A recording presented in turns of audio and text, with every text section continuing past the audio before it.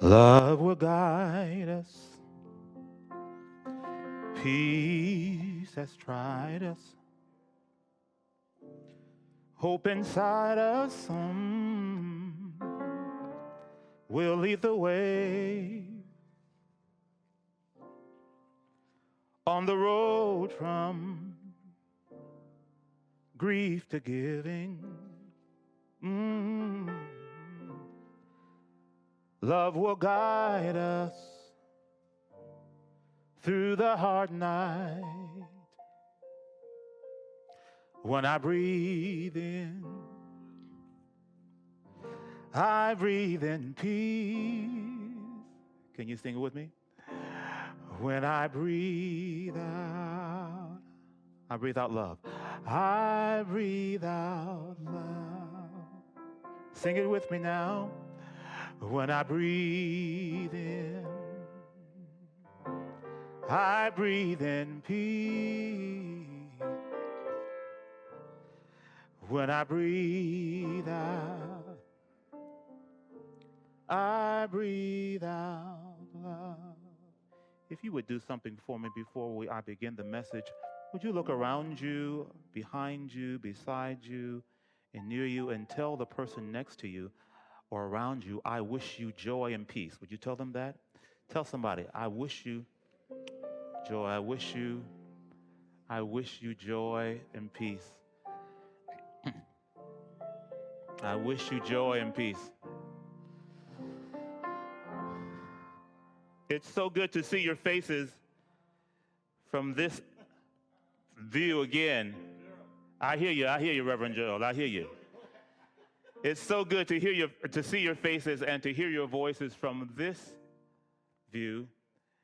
And I want to say welcome to Labor Day weekend. How about that? Are you happy to have another weekend that you can just relax, or maybe a day off on Monday? You know, Rihanna, a few years back, she had this song which she said, oh, work, work, work, work, work. If you never heard that before, you need to ask your children or your grandchildren. He said, me have to work, work, work, work, work. Anybody ever heard that song before? We got some Rihanna listeners, huh? Yeah. So this weekend there will be celebrations with parades and picnics and parties, hopefully all outside around the country. This holiday honors the workers and the laborers. So you know it goes back to the late 1800s when Americans were toiling in harsh and unsafe conditions on farms and in factories and in mines. And it was in this context that the American workers held their first Labor Day parade in 1882, September 5th, 1882. But it took several more years for the government to make this a national holiday, and it all started. Interesting story. When the Pullman Palace Car Company lowered their wages without lowering the rents of the people living in their town. The town was also called Pullman because they owned the town. It's now part of Chicago. And when the angry workers complained, the owner, George Pullman, had them fired. And the ordeal with the workers turned into them walking off the job. They began to strike, and then gunfire was directed at them. It was a horrible situation. During this crisis, Grover Cleveland signed a bill into law in 1894 declaring Labor Day a national holiday. So since that time, there have been many, many more protests and demonstrations and strikes for fair labor laws and workplaces, and we're grateful to that we are the recipients of the progress that has been realized because of the actions of those who've come before us. Now, if you're a worker, if you're any kind of worker, I just want you have been a worker, you're now retired, and you have been a worker, I just want you to raise your hand. Any workers in here? Yes, workers, yes. Thank you for the workers. I want to just lift up some of our frontline essential workers. And this is what I want you to do, if you would indulge me for just a moment. If you know someone or you are someone who are one of these people I'm about to name, I just want you to stand to your feet, would you? First responders. People that we depend on in emergencies, firefighters, police, education, teachers, Look at this. Food, you work in food or agriculture, or you worked in food or agriculture, manufacturing, correction workers, U.S. Postal Service workers, public transit workers. How about this one? Grocery store workers. They've never had a time off. You work in transportation or logistics, food service, shelter and housing, finance, information technology and communication. These are all essential workers. Energy. You work in media, legal, the legal arena, engineers, water and wastewater, refuse collectors. Would you take a moment and give it up for the essential workers? Come on.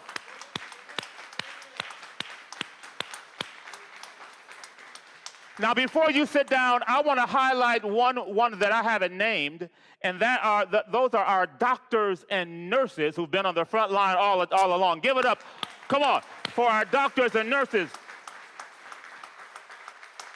Thank you. You know, Rumi, the 13th century poet, Sufi mystic and theologian, said this. Listen, the cure for pain is often in the pain. So I want to say welcome to September. So much for the big, as Ray A. Smith from the Wall Street Journal says, so much for the big post-pandemic reopening we all expected this fall. Instead, we are in a season of caution and delay. Some office return plans have been postponed. Schools are back in session, but with deep concern, even here in Tulsa, of exposure to the more contagious Delta variant. Meanwhile, there is divisions over masks. I thought I ought to have heard something right there. Divisions over masks and safety protocols. Those divisions are sharpening, and COVID cases keep climbing. You remember just a few weeks ago, you know, at the beginning of our warmer season, you know, May and June, we were all hopeful that freedom, whatever that is coming back. And many were letting go of worry and anxiety and looking forward to the elements of pre-virus life. It seems now that we're in another stage or another phase of uncertainty. Psychologists and other mental health experts say that many people are over, they're done with, they're finished with the earlier tactics. How many of you guys tried some of this? You know, the Zoom cocktail hours, doing jigsaw puzzles, maybe taking up knitting. A lot of people are saying, look, I'm done with that. I did that once, I'm finished. And I agree with author Rob Clark. He's the author of Everyday Resilience for Everyday Heroes. He says, when you show someone what's possible and then you take it away, it seems almost crueler in nature. I'm wondering if anybody here or anyone online can identify with the fact that, yeah, I was about to come off, my mask was off, I got my vaccination, whatever the deal is, and now all of a sudden I'm sitting in church with a mask on. And then, I can't even, we can't even have a full church because we got to watch the numbers. How many understand what I'm saying? We're back in this situation. Ray Smith's colleague, reporter Elizabeth Bernstein, calls it the whiplash of uncertainty and the emotions it provokes. I'm wondering how many identify with these kind of emotions: frustration, anxiety, anger, and fear.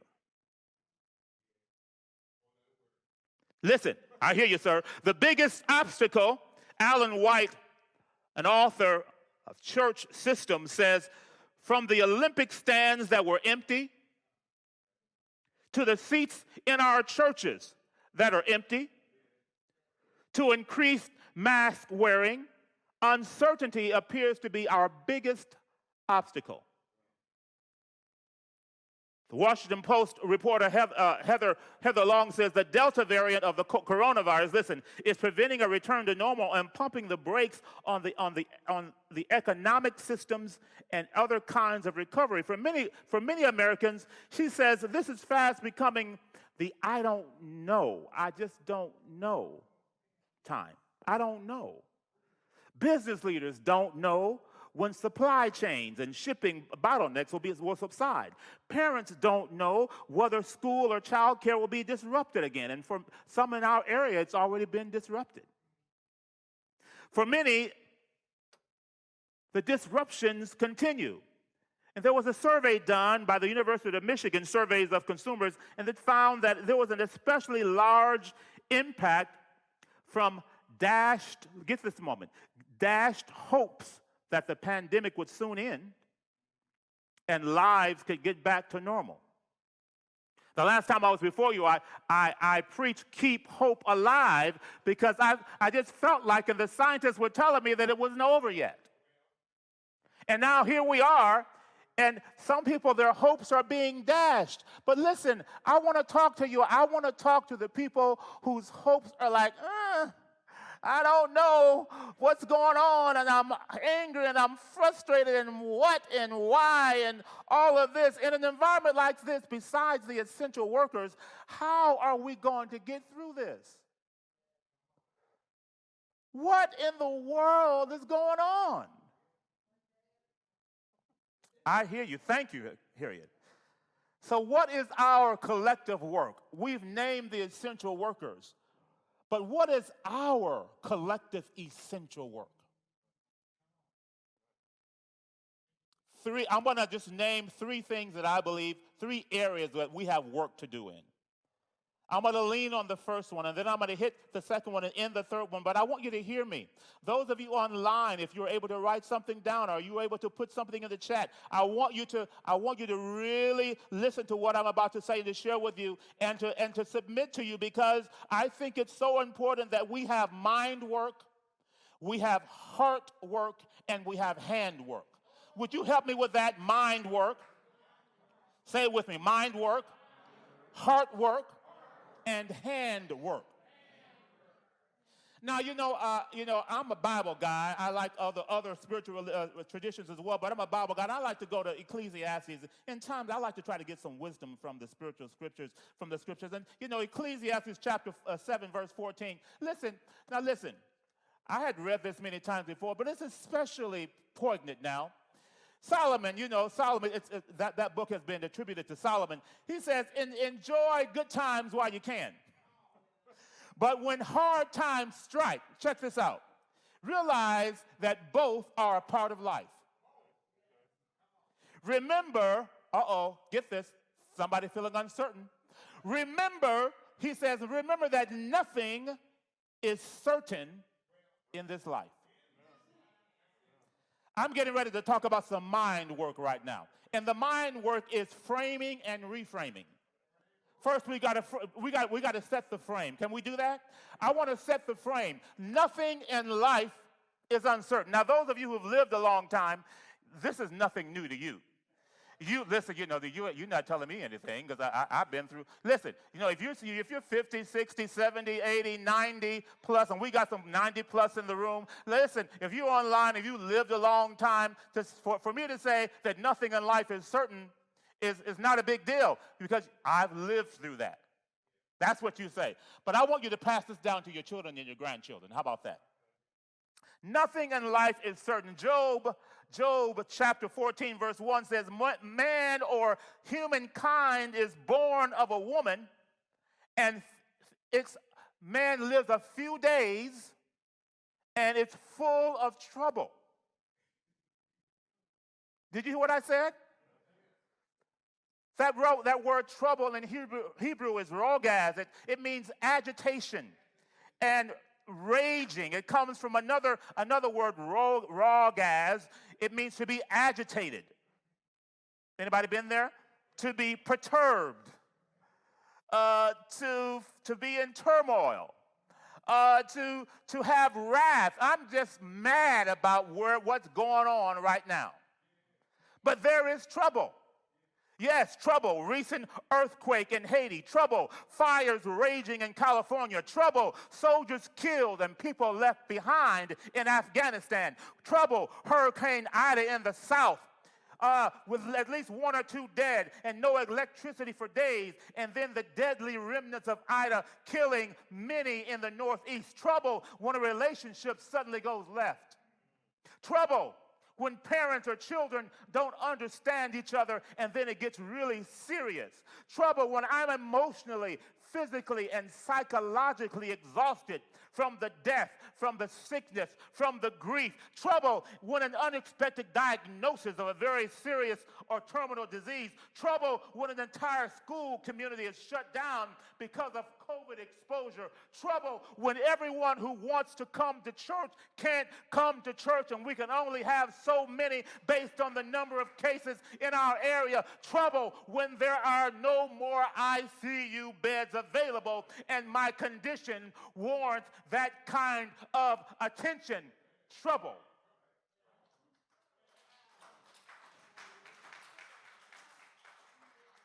Listen to me. Rumi says again, try not to resist the changes that come our way. Instead, let life live through you and don't worry that your life is turning upside down.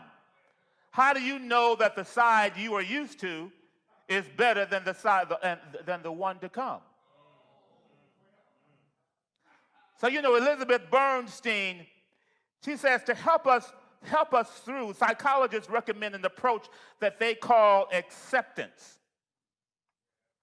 They define it as the ability to see reality as it is, to see it clearly, and embrace all of our emotions, both pleasant and unpleasant. It's a focus of a widely used and studied therapeutic approach called acceptance and commitment therapy, ACT, which a large body of research shows helps people feel less anxious and depressed and more resilient and hopeful. Instead, we deal clear-headedly with our situation, and that's what we have to do. I know I'm talking to somebody this morning, and we remember that even in life's toughest moments, there is often some good, even if it's simply a lesson to be learned. And this, my brothers and sisters, is part of my seeing reality that I want to share with you now. I want to share with you why, because I think it may offer some insight for beneficial living. I'll go over to, St. James, the book of James, chapter 4, verses 13 and 14. And it says, now listen, you who say, today, and this is many of us, today or tomorrow we're going to go to this city. I'm going to travel to Europe. I'm going to go to Mexico. I'm going to go to Italy. I'm going to go to this. I'm going to spend a little time over here. I want to go. I'm going to go over here. I'm going to go do this business over here. And then I'm going to make some money over here. And then James says, why? You don't even know what will happen tomorrow. Somebody ought to say amen to that. You are this. Did you see it? Don't miss it. You are a mist. You are a mist. You are a vapor that appears for a little while and vanishes. My brothers and sisters, I want to show you your life. Up, watch it. Don't miss it. Don't miss it. And there it is. It's gone. How about framing and reframing now? But I want, but I don't. I'm so mad and frustrated about what's going.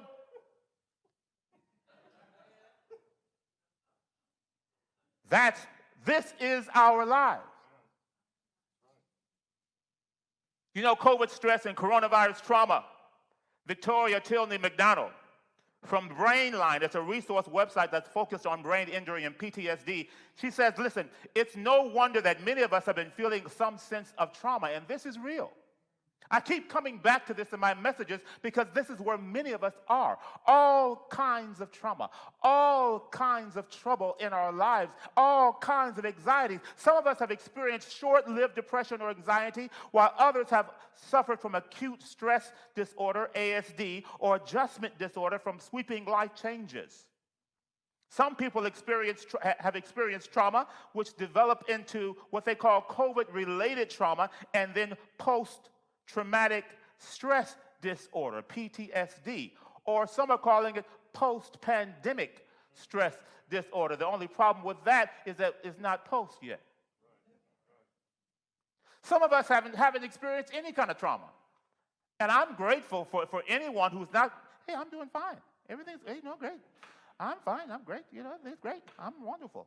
And others are still trying to figure out, I don't know how I feel, I don't know. The Associated Press, now I want you to listen to this, states that the general lifetime risk of PTSD is 8.7% or 1 in 11 people. Recent reports say that with COVID, the COVID-related PTSD, that numbers may increase from that number of 8.7%, it may increase by 50%. Signs and symptoms of COVID-related PTSD. Anybody in this room, anybody online have been experiencing this in the last few months? Depression, being anxious, irritable, uncertain, lonely. Now you say, David, I was lonely before, I'm just more lonely now. Angry, stuck, sad. It will be hard not to have felt at least some of these emotions over this time. And what about the trauma, especially for the frontline healthcare workers? It has to be similar to being on the front lines in Afghanistan or Iraq or some other war. The nurses, there was an article back on August 25th, just a few days ago, in Oklahoma City, barely hanging on, an Oklahoma City ICU nurse on the exhaustion of another COVID surge. She says the wave came rapidly, and with it familiar feelings of helplessness and hopelessness. She said we were starting to process everything, Amy Pettit said, in an ICU. She was an ICU nurse, charge nurse at the hospital, and then all of a sudden it feels like we're back to where we were less than a year ago. Now I'm using COVID as an example, but there are many other situations in our lives that come up that help us, or that offer this, that feeling comes up and we feel like there is no end to this. What is going on with my life? She said it's bleak inside the unit. They put up a poster, kind of like some interesting humor, on the wall in the ICU unit that says, "Welcome back to Camp COVID," because of the increase in cases. She says, we're hurting. We're doing all we can and just barely hanging on. How do we reframe? We need to frame and reframe that life will give us trouble. Just a little bit of life. You say, I'm 90 years old. It's just a little bit. Here today and gone tomorrow, and nothing in life is certain. I wish you would say that with me one time. Would you please? Nothing in life is certain. Say it one more time. Nothing in life. So what do? So Ray Smith, that reporter from the Wall Street Journal, he suggests, he was talking to a number of experts, psychologists, and he says one of the things we can do is mine the negatives for positives. Reframe. Use disappointments, whatever our disappointments are, to identify and focus on positives. Mr. Rob Clark, the author that I mentioned earlier, he actually suggested this. Even the summer's glimpse of semi-normal life can serve as a vision for a day when COVID-19 will be less threatening and disruptive. We can look at it. We can reframe. We can reframe what we're facing. We can reframe the mask. We can reframe whatever the distancing. We can reframe and say we know what's possible.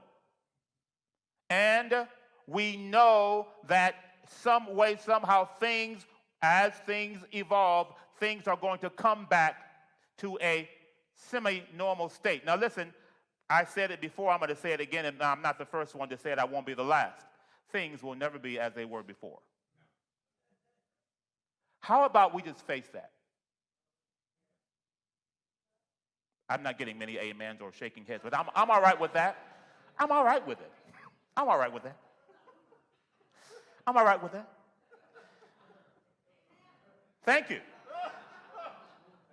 And we have to talk to ourselves. Now, some people think, oh, I don't want this hocus pocus, I'm not just talking about positive thinking. No, I'm not just talking about positive thinking. I'm talking about reframing the way we look at what is actually happening in our lives so it can benefit us. Some of us, it's really interesting, and I'm just about finished, but not quite. It's really interesting, how blessed and how much plenty we have, especially in America. I'm reading that it's not this way in other countries. We say, people ask each other, what vaccine did you get? Oh, I got the Johnson & Johnson.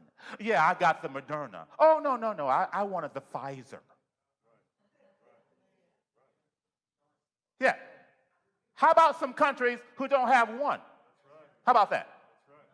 We talk about, the Pfizer has, the Moderna has better, the percentages are higher, so I'm going to go with that. And we discuss it, like we're discussing cars or something. How about most of the world that doesn't have one vaccine? So sometimes I think we need to reframe where we are. No matter what your theology, how many can say, I am blessed, I'm benefited, I am blessed, no matter what's going on, I am blessed. I'm sitting here, I'm breathing. Online, how many of you can say, if you can say I'm blessed, I want you to put I'm blessed in the chat. I am benefited, I am blessed. So that's mind work, reframing. Then heart work. We have to have courage. We have to have courage, willing to take a risk on ourselves, to keep moving in a healthy manner. Sometimes we have to give ourselves credit. I want you to take a moment and just, if you can reach your back, I want you to pat yourself on the back. Just pat yourself on the back. Why? Because you came through this before. We've come through this before. And if we did it before, we can do it again. It's really going to be all right.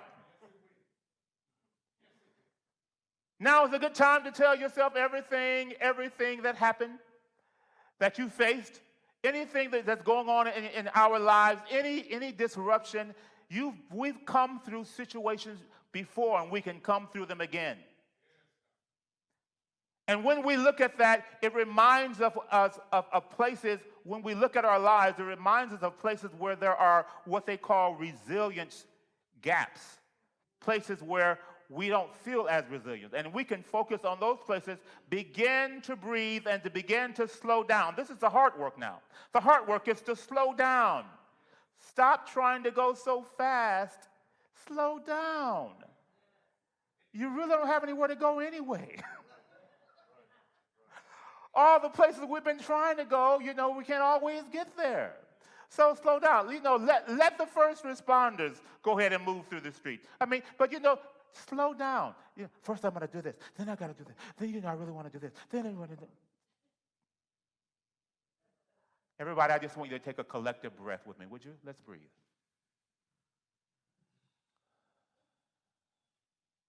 And be present in the moment. Focus our attention on the present. And embrace love. I'm just about finished. That's my second closing. Embrace love and within and go beyond. Have some spiritual centering and spiritual grounding. Because complete and perfect love casts out fear. I'm talking about unhealthy fear, the kind of fear that begins to further affect us in negative ways. Open our hearts to the big love, to the big acceptance, a love that transcends all boundaries and knowing. And then I think we need to make a decision that some of my greatest moments will come from this season of trauma and tragedy. My greatest moments of love, my greatest moments of courage, my greatest moments of creativity, my greatest moments of leadership, my greatest moments of service, my greatest moments of spiritual and emotional growth will come from this time. You know how the psalmist says it, yea, though I walk through the valley of the shadow of death, I will fear no evil, for thou art with me. Thy rod and thy staff, they comfort me. And then number 3, do some handwork. I'm going to encourage all of us as I'm coming to my close. I want to encourage all of us to reach out to somebody else. Let's get out of our stuff. Reach out to somebody else. You may not be able to go inside their house all the time. You know, that's up to you. I'm not going to, I'm not that kind of police. But I'm just saying, you might meet outside, visit somebody. Do something. You know what I'm saying? Do something for somebody else. Be a good neighbor. Do you actually know your neighbors on the left and the right? And across the street? Wonderful if you do. If you don't, we have some work to do. Be a good neighbor. And then be a listening ear. Lend a helping hand. We can change the world if we make a decision to do so. I will lift up my eyes to the hills. Where does my help come from? Because we are a resilient people, and sometimes when stress or hurt or trouble is at hand, we have to put on our imaginary helmet. Listen. And I would say my spiritual helmet, and we have to blast off to that place of hope, that place of faith, that place of love, that place of the realization that I am reverently and wonderfully made. My life may be short. My life may be a vapor. My life may be in the midst of trying times, but I may feel anxiety, uneasiness, and uncertainty, but my hope is built on nothing less than the blessedness and the goodness of who I am and who God has made me to be. The psalmist put it like this, and would you let me say it how the psalmist says it? God is my refuge and strength, a very present help in the time of trouble. So I want you to say, come stand by me. Come stand by me. You can count on me. I may have tears in my eyes, but you can count on me. I may have a little limp right now, but you can count on me. I may have to take some breaks, but you can count on me. Don't count me out. You can count on me. I'm glad to know that what we're made of, that's why you can count on me. Can anybody count on you? Can you see you can count on me? You can listen, I'm made of some wonderful stuff. You're made of some wonderful stuff. We're all wonders. We're all wonders. Look with kindness and you will always find a wonder. You're a wonder. I'm a wonder. And yes, there's a wonder in my soul. Bless his name. So create the work. It's essential work. It's essential work. Now let's get to work. Thank you for joining us. For 100 years, All Souls in Tulsa has been a beacon of this free faith. We offer our services and programs freely online for all those who are interested. You can help us to do this by making a one-time gift today or a reoccurring pledge. We really appreciate you joining us and being a part of helping us make All Souls in Tulsa what it is. Thank you. When the night has come and the land is dark and the moon is the only light we'll see, no, I won't be afraid. I won't be afraid. Mariel's going to sing it much better than I can. Just as long as you stand by me. Now take it to her key, would you? Here we go. Would you snap your fingers, someone? Yeah.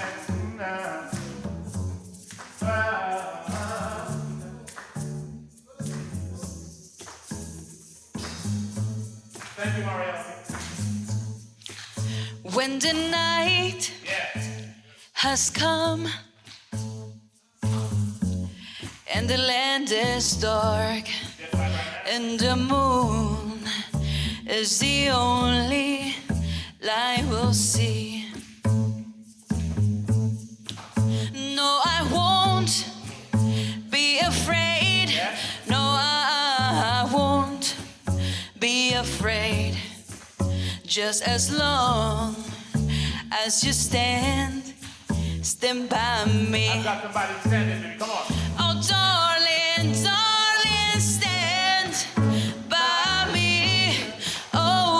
stand by me. Oh, stand by me. Stand by me. Oh, darling, darling, stand by me. Oh, stand by me. Oh, stand by me. Stand by me. Y aunque las montañas o el cielo caiga, no me asustaré, porque sé que tú estás junto a mí. Lloraré, no lloraré. Oh, I won't shed a tear, porque sé que tú estás junto a mí.